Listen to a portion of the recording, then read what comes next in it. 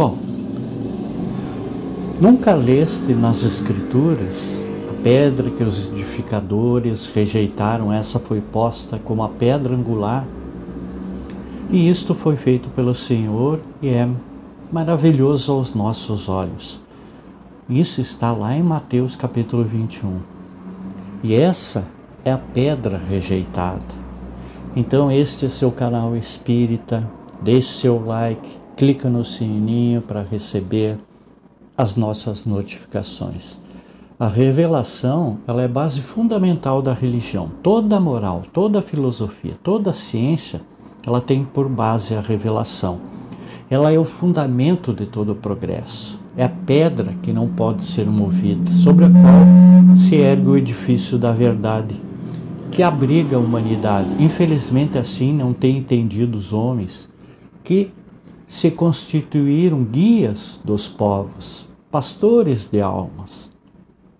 Os dirigentes da opinião pública de todos os tempos, todos esses edificadores de sistemas e padrões filosóficos, religiosos e científicos, ele tem posto de lado a pedra, sobre a qual se deixa de lado a verdadeira construção.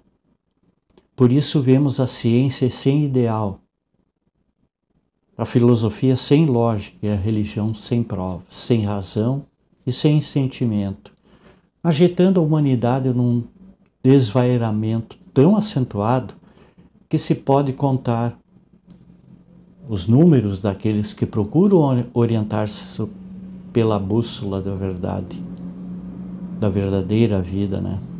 Daí a resolução divina em colocar a pedra rejeitada como cabeça de esquina. E os que nela tropeçam são esmagados. Se nós examinarmos a história, nós veremos sábios e doutores de todos os tempos reduzidos a zero pelo poder impreensível da revelação. E ainda mesmo os que se julgavam intocáveis, as forças que esse poder encerra, eles tiveram que ceder. E Deus sabe como as imposições superiores, pagando até com a própria vida, o tributo que lhe deviam. A história sagrada é um registro admirável de ação persistente e irreprimível da revelação. Ora, são os gênios, os espíritos protetores do nosso mundo que, utilizando-se da revelação, nos guiam na íngreme estradas da evolução. E ora são os seus prepostos, que na sua ação de fazer o bem abatem reinos e aniquilam poderes e ferem com a espada flamejante da verdade os falsos apóstolos, os ministros fraudulentos que, na louca pretensão que não podem errar, eles atiram as almas aos precipícios insondáveis do fanatismo e da superstição.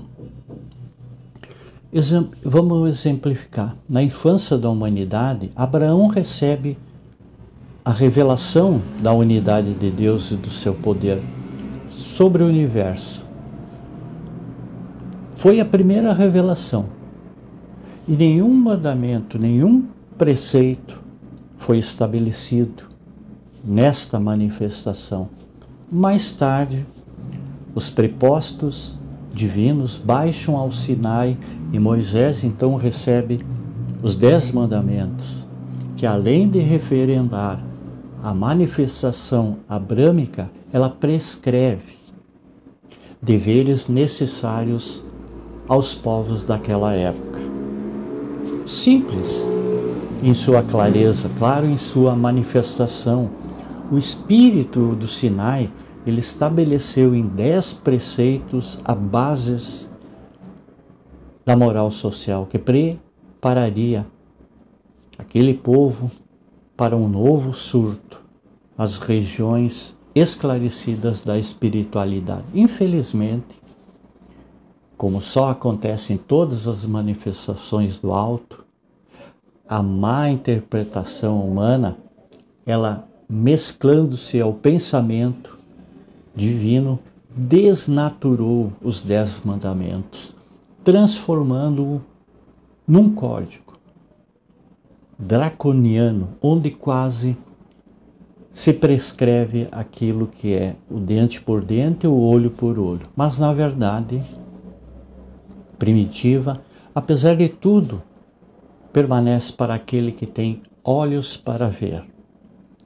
Passam-se os tempos, novos tempos vêm, e o céu delibera enviar à terra uma nova mensagem que é visível e tangível, que é a revelação cristã vestida com todos os esplendores do Espírito.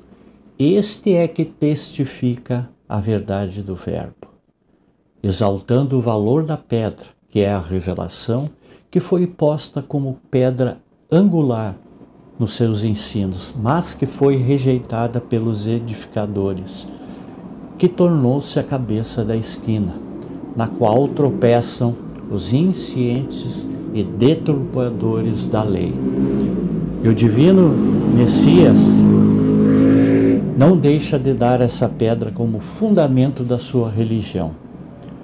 Ele não deixa de mencionar a revelação como sendo o fundamento da sua igreja.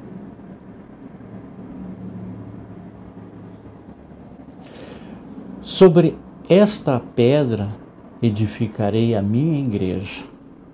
Parece bem claro o texto para que nós detenhamos em mais considerações.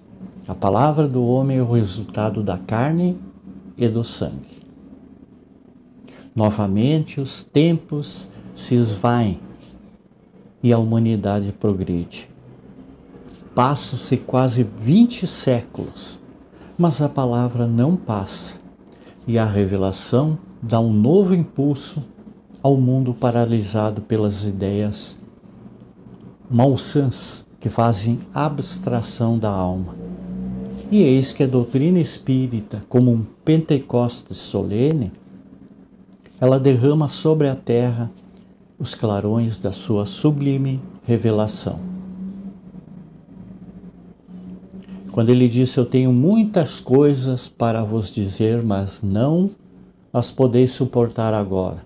Porém, o Espírito da verdade, que ele enviou, que permanecerá convosco, vos guiará em toda a verdade.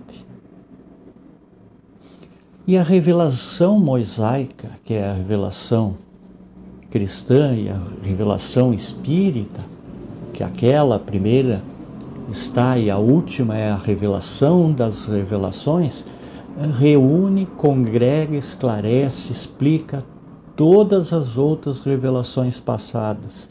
E ele também anuncia as futuras, que é a revelação básica da moral, da filosofia, da ciência e da religião. E eis em suas linhas gerais esse caráter brando e instrutivo da revelação. Muita paz, muita luz, gratidão a todos.